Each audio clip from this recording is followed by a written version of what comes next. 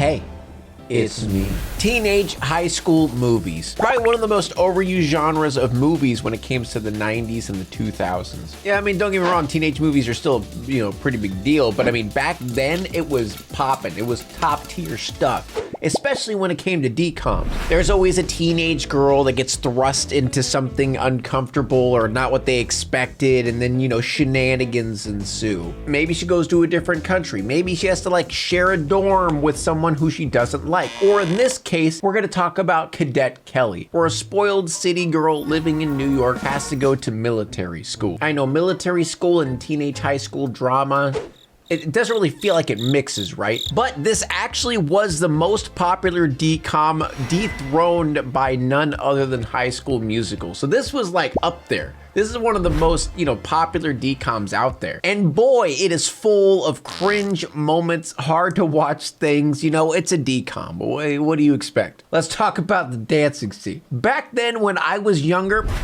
I thought it was cool. I'm not gonna lie. I thought it was dang, this is epic. Them doing their little dance at each other, doing a dance. It was so cool. It's not.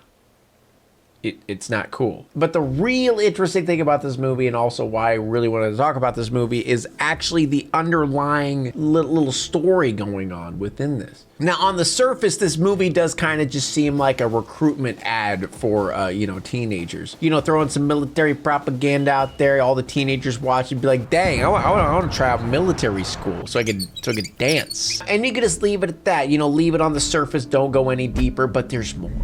There's a lot more. The basic, a teenage girl goes to military camp, boom, bam, it's over. But if we start peeling back the layers and really looking in, then we start to see something a little bit more interesting going on here. And the thing that comes out under these layers are quite surprising, since it's Disney, one of the most corrupt companies around, because this movie has a very deep, heartfelt message within it. And it's talking about being an individual in a world of conformity, and more importantly, talking about lesbians.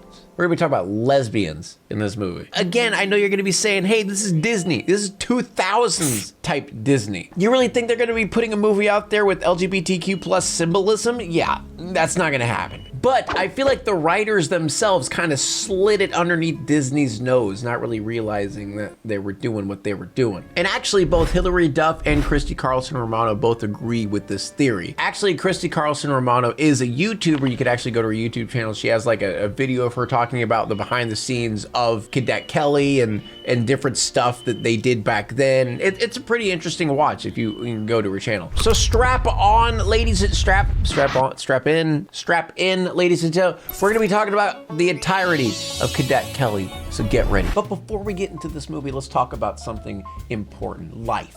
Life gets complicated, it gets stressful, full of anxiety, and the main source of a lot of these things tends to be money. Now, one thing I am absolutely terrible at is managing my money. It's just something I've always been terrible at. And that's why today's sponsor is none other than Rocket Money. Rocket Money is that perfect all-in-one lifesaver app to quell your stress and anxiety about your wallet. If you were like me that has a slew of unwanted subscriptions that you honestly forgot about even getting, Rocket Money safely and securely identifies all of your reoccurring payments. And you could actually cancel these subscriptions through the app. Not to mention, you could actually negotiate bills. Say your phone, maybe your internet bill, you feel like it's too high. They will actually negotiate on your behalf to find a lower bill for you to pay. And not to mention my favorite part, the streamlined budgeting, and it really shows you a very clear idea of where your money goes. Because that's my problem. It monitors your spending so you know what percentage of money goes into what. What goes into bills, what goes into entertainment, what goes into food, etc. And it really makes it easy to see where you can improve. And you can set specific budgets through the app so you know what you're doing. Now, if you guys want to try this out for free and unlock more features with premium, head over to rocketmoney.com/bionicpig, or you can click the link in the description. You can also scan this QR code to get started.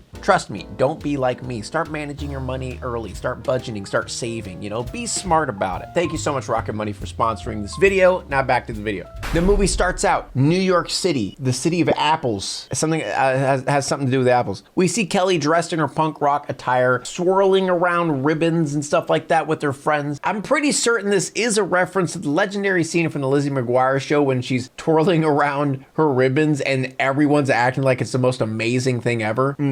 Such a beautiful scene. So Kelly's kind of like a punk rock princess who's artsy, a little bit obnoxious, as we could see from the intro. And then we meet the creepy teacher of this dance art class, or whatever you want to call it. And we can definitely tell there's some weird skeletons in this man's closet. But apparently everyone has to do this big project, and Kelly decides to do a mini documentary over her family. Sorry, I had to grab Shadow really quick. He just wouldn't shut up. But anyway, we meet her father, who's extremely clumsy to the point where every single scene he's in, he falls over, clumsy stuff. And Kelly keeps consistently talking about how her parents are divorced, which, it's pretty cool to show parents divorced, but actually cordial with each other. And honestly, Kelly talks about their divorce so much, it almost feels like she's bragging about it. Yeah, my parents are divorced. Yeah, bitch. But in comes the new guy, Joe, and, what, am I watching the right movie? Did I have a tab open on the side? What's going on here? This shit got me bricked up over here. Yo, calm down. I'm pretty sure I just unlocked a new fetish. People in business attire going at it raw. Damn, gives a new meaning to corporate casual, you know what I'm saying? And Kelly, taking after her father being a klutz, broke Joe's nose with the camera while she's shoving a camera in the face of her mom and her new boyfriend's sucking face. It's weird. Is that not weird? Is it just me? I feel like it's weird. Oh, my mom's making out with a man. Let's really zoom in on that. Get some tongue in there, shall we? What do you think, Shadow? But one really big plot hole, I guess you could say, in this movie, or something I just don't like in general, is normally when someone gets sent to military school, it always has to do with, they're acting out, they're not being disciplined enough, and they need to go to some place to fix themselves, be more disciplined, good boy, good girls. However, the only reason Kelly goes to military school is literally just because Joe, her new stepdad, because they're gonna get married, is moving there so he could be the principal of that school. Which it just doesn't make any sense to me, because they could easily just put her in a normal public school. Why do they have to put her in a military school? Like, she's ripped from her good life in New York City where she could do what she wants, hang out with her friends, and then she has to move to a new town, go to military school for literally no reason except the fact that her mom found a new man. I just find that really stupid, honestly. I really wish they wrote in something where Kelly was getting sent to that school for a reason except the fact that they're moving to that town. But anyway, Kelly is ripped from that New York lifestyle and kind of instantly adapts to the new situation. Isn't really even that upset about going to military school, at least not as upset as I would picture someone would be. I mean, I would lose my shit if my parents were like, oh yeah, you're going to military school for no reason other than I found a new man. So while Kelly is packing up to go to military school, we see our first instance of the rainbow blanket, which is going to be an important piece of the lesbian puzzle love story theory that we're going to be talking about. And also you can kind of see that she does have an interest in rainbows. You can see a few rainbow color stuff around her room, which, I mean, you could write that off as, she just likes color. But anyway, her first day at military school, she's obviously the odd one out. She doesn't really know how things work, not really taking anything seriously, doesn't really understand much. And I don't really know if military school is like this, but the extreme lack of privacy is just insanity, especially for a teenager. They all sleep in the same room and kind of share bunk beds. I don't know, maybe this is what they do, but that's crazy. And next to her bunk, she meets her new friend, Carla. And throughout the movie, they're gonna, bond and become good friends, etc. But Kelly then overhears everyone talking about how they're disappointed that they're gonna be getting Captain Stone, who's apparently the most hardcore 16-year-old girl around. That just sounds weird coming out of my mouth. Threatening, to say the least. And here is another important part of this theory. They also mention that she is going to be going to the dance with Brad. And apparently Brad is just the bestest, most perfectest boy around. And he's going to be a big topic of this theory, don't worry. And here's the first reference to the pride flag, as the rainbow blanket that Kelly brought in, she lays out on her bed because she says she wants to maintain her sense of individuality. And in comes Captain Stone, the mean 16-year-old who yells at Kelly for her rainbow blanket and proceeds to stomp on it. And then Kelly's like, I'm going to make some changes changes around here. I don't know why, I just find that part hilarious. Just a brand new kid coming to a military school. Yeah, there's gonna be some changes around here. I'm gonna make some changes. But it starts out as the literal classic romantic setup. The two people who have a crush on each other, they start out, you know, being mean to each other, getting mad at each other, kind of like doing a back and forth fight with each other. And then eventually they realize, oh, we actually like each other. And the next scenes are basically just montages of Kelly just, you know, being herself and not really fitting in. And Captain Stone obviously increasingly getting annoyed with her antics. And you can really start feeling the tension that's happening here. It starts getting pretty thick with the tension between those two. But next we get to see Brad, the sexy hunk of man meat that he is.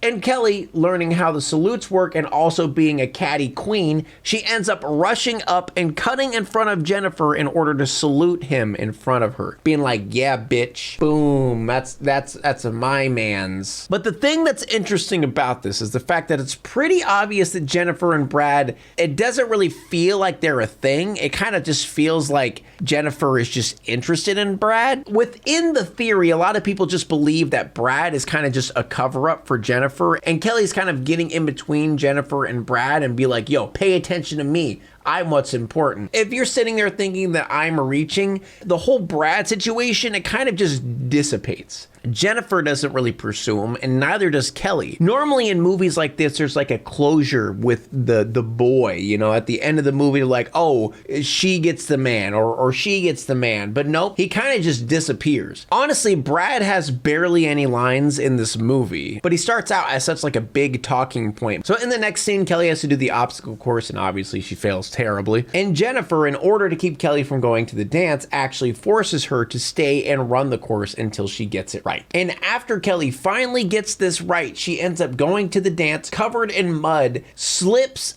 for a very, very, very long time, and lands on Jennifer's dress. Now, on the surface, it does kind of seem like an accident. She's just going, whoa, I'm slipping everywhere. But if you really look at it, yeah, she did that on purpose. She knew what she was doing. And something that confuses me about this scene is the fact that everyone cheers Kelly on. The Kelly is the one who kind of crashed the dance, slid in, ruined Jennifer's dress, and everyone's cheering Kelly on. And normally in these high school teenager movies, Kelly would get bullied in this situation. It just doesn't make sense to me in this moment. But anyway, Kelly ended up getting in trouble with the commandant, who is, you know, her new stepdaddy. And I just want to mention, I don't really like this guy. I don't really like this guy at all. Like, he marries this girl's mom, strips her from her city life that she's lived in, I mean, I assume most of her life, to a strict military school, and then starts yelling at her to start acting right. Bitch, I don't know, maybe I'm just reading into this too much,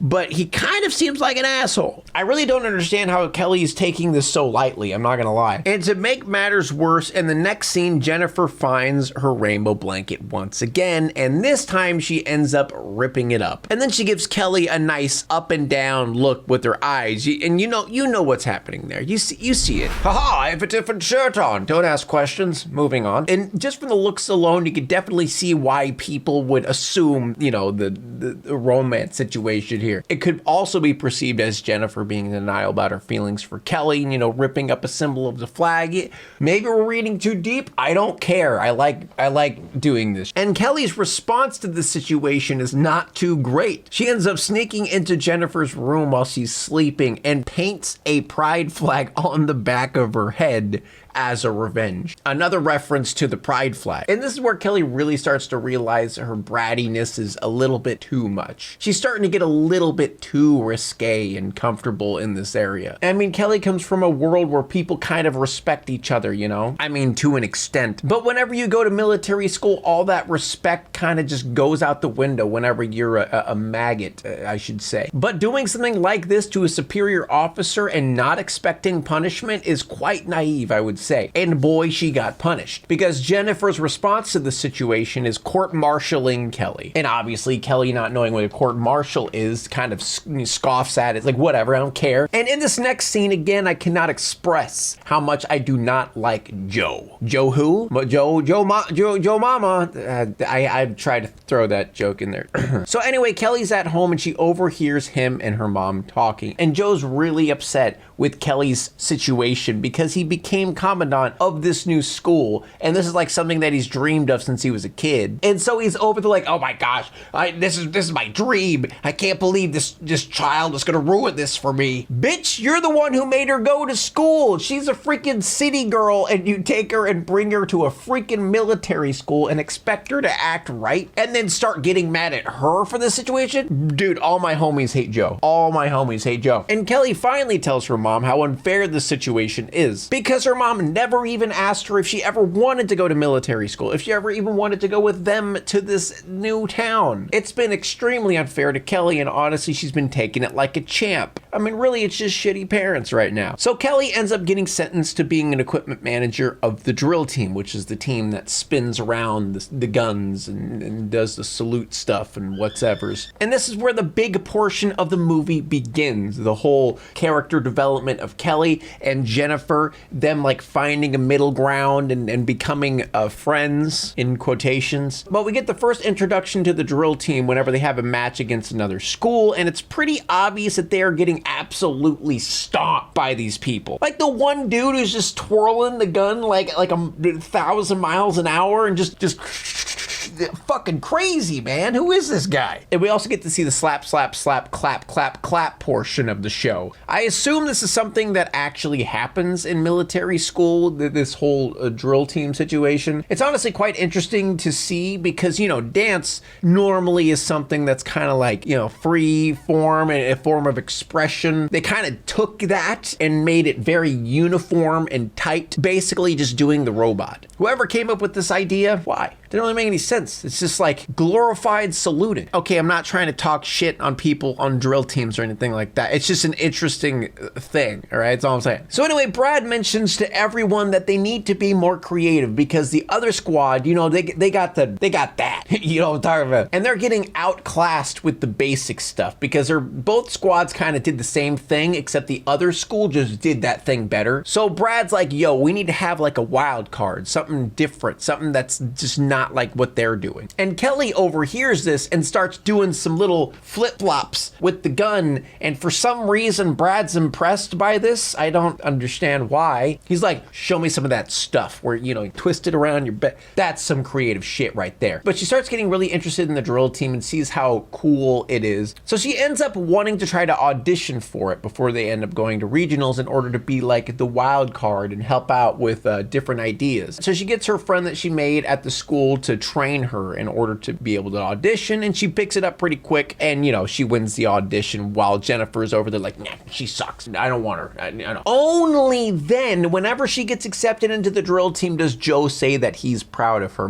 Very interesting, Joe. Very interesting that you're only proud of her when she's doing something that you yourself did in high school. And so it's one of those situations, basically, if she did anything else, Joe would be like, I'm a commandant. I'm a commandant. I'm a commandant. He's a Pokemon. All he says is that he's a commandant, I guess. And then comes the legendary dance scene, the one that has lived in infamy. Kelly oversees Jennifer doing her, like, ow, and she's like, yo, that shit whack. Let me show you how it's done. So they get into like a knee slap battle where they're doing their little dance things, and then Jennifer does a little thing, and then Kelly answers back with another thing. Then it kind of devolves into them just dancing around each other, giving themselves the eye, like they're like looking at each other, into each other's souls. It's honestly funny because both actors in this situation are actually trained in dance, but I think it's just that, you know, strict uniform movement dance situation, it makes to be one of the most cringe situations possible. Especially the fact that Brad is watching it from the side. He's like, yo, this shit tight. Look at that. Look at it. Bro, how did they come up with this shit? You guys are gonna do a duet for the show. This is it. It's honestly one of the funniest parts of the movie. And this is the big moment where Brad officially takes a backseat to Jennifer's life, and Jennifer and Kelly, they really start, you know, getting close. And there's even a line in this movie that really brings that theory home whenever Kelly says that she wants to bring up some ideas with the captain. And then Jennifer's like, oh yeah, I'm sure you could talk to Brad about this situation. And she's like, no, I want you, Jennifer. Yeah, Jenny, I want you. It's all about you, queen. So anyway, final stage of the movie, they go to the event. They get ready to do their sick dance drill routine, but Kelly ends up getting a call from her dad, and she got a call and he didn't actually answer and kind of just left her on the phone, which makes her extremely worried because apparently this is like an emergency thing whenever he calls, because her dad is a dude that kind of like goes to different places, you know, records different things. And this is supposed to be like a development scene for Joe, because Joe is trying to learn how to be a father. Like Kelly's trying to teach Joe how to be a father at the same time of her learning how to be a cadet, because he ends up deciding to go with her to help find her dad, even though the drill team event is happening right in front of his eyes. But they end up finding her dad off the edge of a cliff, and Kelly, being super afraid of heights throughout the movie, uses her knowledge of the military school to cascade down the cliff in order to save her dad. You know, kind of like another semi-character development thing. She was afraid of heights, she couldn't cascade down the wall, and now she's in a situation where she has to do it and does it. And she makes it back in the nick of time for them to do their sick duet. And you want to know the creative thing that they did? I mean, first of all, they played that song, You're One Girl Revolution, you know that song? Get this, they ended up using ribbons. I know, it's crazy. They ended up using ribbons, and that apparently worked. That's the wild card in this situation. And the reason this doesn't make any sense is the fact that this is a military school. This is probably not in regulation whatsoever. And honestly, if this was a real life situation, they probably would have lost points, because the whole purpose of this is how like tight and strict and you know, uniform military they are. And if they come out just doing little ribbon dances, you know, they're not gonna like that. And this is also another reference to, you know, the LGBTQ plus community with the ribbons. And basically what I'm trying to say is the theory is pretty freaking strong in this movie with the whole lesbian situation. But in the end, they actually lose by 1 point. However, that does mean that they're gonna be going to nationals because they got second place. And this leads Kelly to ask Jennifer, hey, don't worry about it. We could get together and work on an amazing routine for next time. And then Jennifer lays on the news that apparently she's going to be moving to Europe. And you can really tell the sadness with that situation, because, you know, they started liking each other and now she's like, yo, I'm moving away, sorry. But that's pretty much how the movie ends. She ends it doing their little gun flip routine one more time. And that, ladies and gentlemen, is Cadet Kelly. I hate Joe. Everybody hates Joe. But hopefully you guys enjoyed this video and the little theory that went along with this movie. I thought it was pretty interesting, and a lot of the things lined up within this. And who knows, maybe the writers didn't even mean to do this at all. But the reason this is so cool is a lot of girls came out and said that, hey, this actually helped them out with their coming out and like their sexuality and stuff like that. So it ended up being a really cool thing, regardless of whether or not it was meant to be that. The fact that it ended up being that or perceived that way is kind of cool. I always think that stuff is really cool, where something is meant to be like something and then turns out to be something else. But again, they could have meant to do it. Who knows? But regardless, hope you guys like this video. Please like this video if you do enjoy liking things like the video, then yeah. And also subscribe. And I will see you guys later. Bye-bye.